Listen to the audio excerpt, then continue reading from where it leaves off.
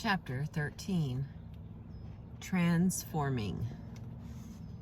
Through various ways, including being real, self-reflection, therapy groups, self-help groups, and counseling, many people are transforming their lives to become more free, whole, and fulfilling.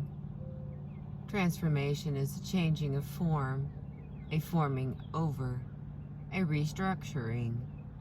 Ultimately, it is a shift from living our life to get somewhere to living our life as an expression of our being. From Leonard, 1973, Earnhardt in 1984. When we transform our awareness or our consciousness. We switch from one domain of reality and being to another. Through such change, we grow and transcend to higher, more empowering, more peaceful, and more creative levels of being. At the same time that we experience more personal power and more possibility and choice, we also begin to take more responsibility for making our lives work. Whitfield, 1985. In the transforming stage of recovery, we work to expose the vulnerable parts of our child within, and almost always at the same time claim the power that is inherently there within our child. We transform the burdensome and often dysfunctional parts of our lives into positive and more functional ones. For example, when we identify, work through, and change our core issues, we may make some of the following transformations.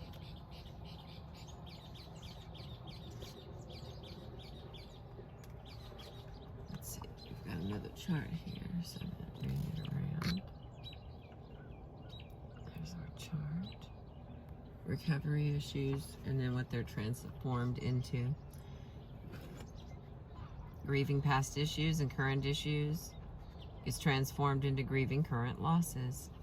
Recovery issues, difficulty being real, it's transformed into being real.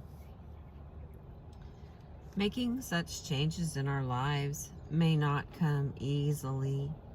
We have to work at it by risking and telling our story to close people who are safe and supportive. However, when we transform, we generally don't just one day feel a low self-esteem, wish we felt better about ourselves, and the next morning awaken with a healthy self-esteem.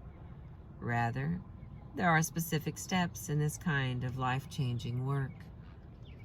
Working on a single issue at a time that either concerns us or comes up for us is usually the most helpful way to go about the process of transforming. Gravitz and Bowden call it chunking it down, or breaking down a possible plan or solution to a problem into step-by-step or component parts. I have given a beginning outline form to some of these steps in Table 13 below. So here we go again. Chart and table.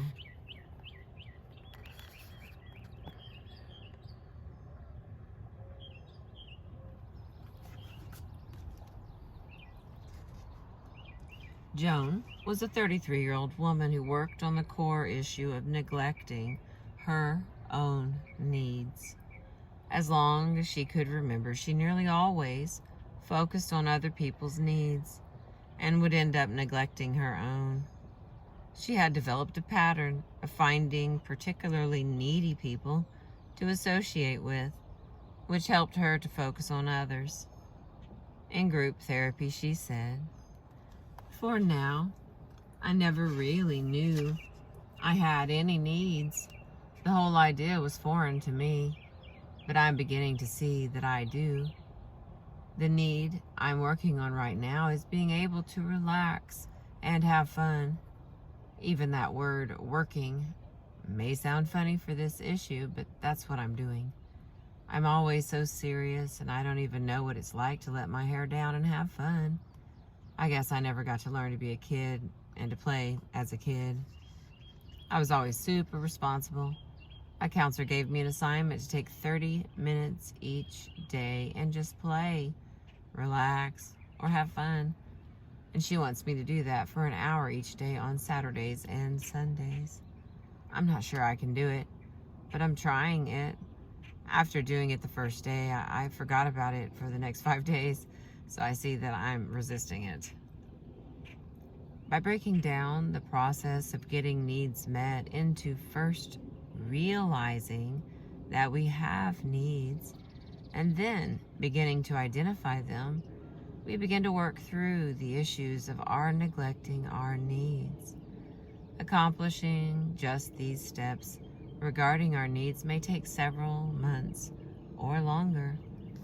Eventually, we will begin to get one or more of our needs met on a regular basis.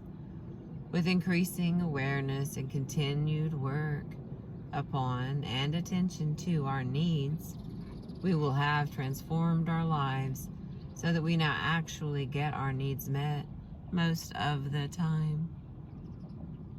After becoming aware of core issues, we now work with them.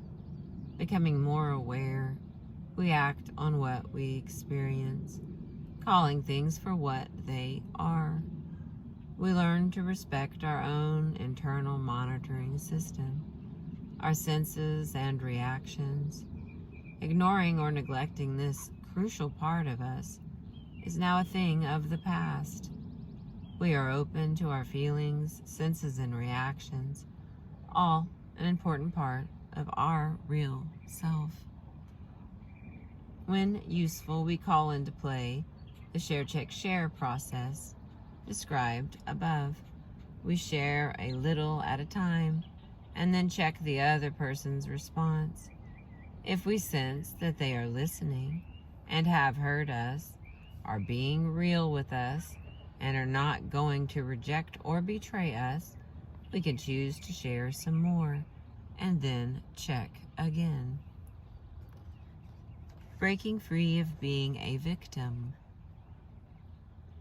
We also begin to see the connections between what we are doing now and what happened to us when we were little. As we share our story, we begin to break free of being a victim or a martyr of the repetition compulsion. Richard was 42 years old, father of 3, and a successful businessman. He had married 2 women who turned out to be alcoholic. He was presently in divorce proceedings with his second wife. Until now, I never realized what I was doing. With the help of counseling in this group, I've discovered a pattern that ended up hurting me. My mother was alcoholic, although I never could see that, and certainly couldn't admit it until now. I guess I never could help her, so I had to go out without realizing what I was doing and find a woman who I could help. But I couldn't help either of them either. Al-Anon and this group therapy helped me see to that. My eyes are now open to try to avoid my previous mistakes. I feel a lot better about myself now. Richard has transformed a part of his life, the way he creates and lives his story.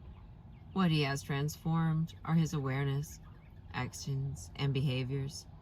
The life story that he creates and tells now is one of recovering or former martyr victim who unknowingly acted in a repetition compulsion to a person who is more aware of what he is feeling and doing. As we have described in telling our story, he is now out of the martyr victim cycle and into the hero-heroine journey. The following are some further descriptions of some of the components in these 2 ends of the spectrum of transformation. Here we go again.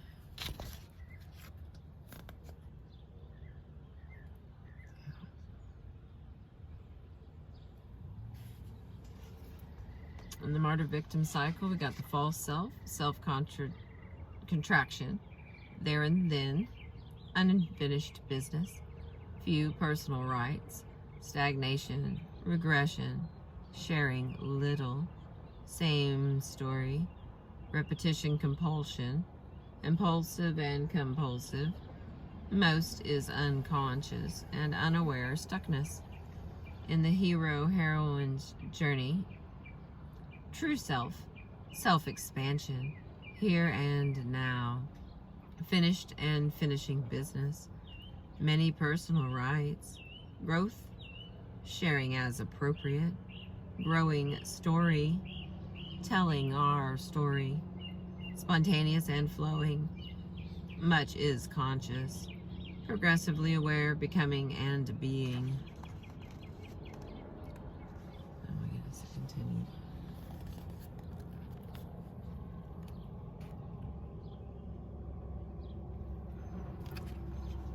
So in the martyr victim that is continued, it is unfocused, not working a recovery program, less open to input from others, varying degrees of a dry drunk, doing it on my own, often grandiose, fewer possibilities and choices, unhappy dream, excludes higher power, illness, curse. And the continued hero-heroine category is focused, working a recovery program, open to input from safe others, working through pain and appreciating joy, co-creatorship, humble yet confident. Excuse me. More possibilities and choices. Happy Dream, A Course in Miracles. Includes higher power, health, and gift.